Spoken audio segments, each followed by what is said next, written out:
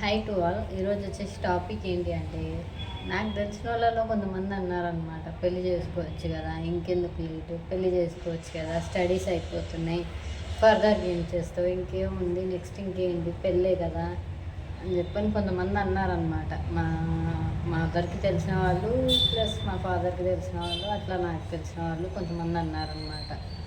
So వాళ్ళని అడగాలనుకుంటున్నా. సరే, నేను పెళ్లి చేసుకుంటా, ఓకే, మీరు అన్నట్టు పెళ్లి చేసుకుంటా,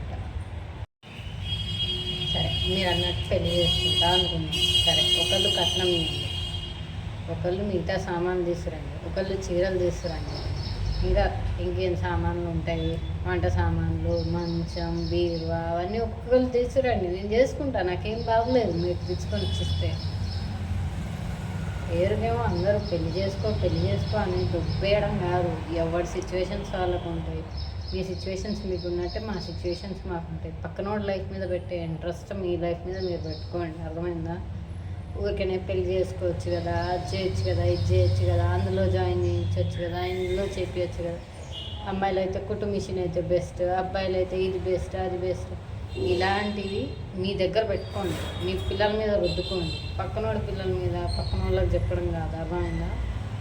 ఏదైనా కానీ సిచ్యువేషన్ వచ్చినప్పుడు పిల్లలకి ఎలా హ్యాండిల్ చేయాలి అనేది తెలిసినప్పుడే వాళ్ళు పర్ఫెక్ట్ పేరెంట్స్. మా పేరెంట్స్ నాకు అన్నీ నేర్పించారు, పర్ఫెక్ట్గా ఏ సిచ్యువేషన్ వస్తే ఎలా ఫేస్ చేయాలి అనేది. పక్కన వాళ్ళ గురించి నాకు అవసరమే లేదు.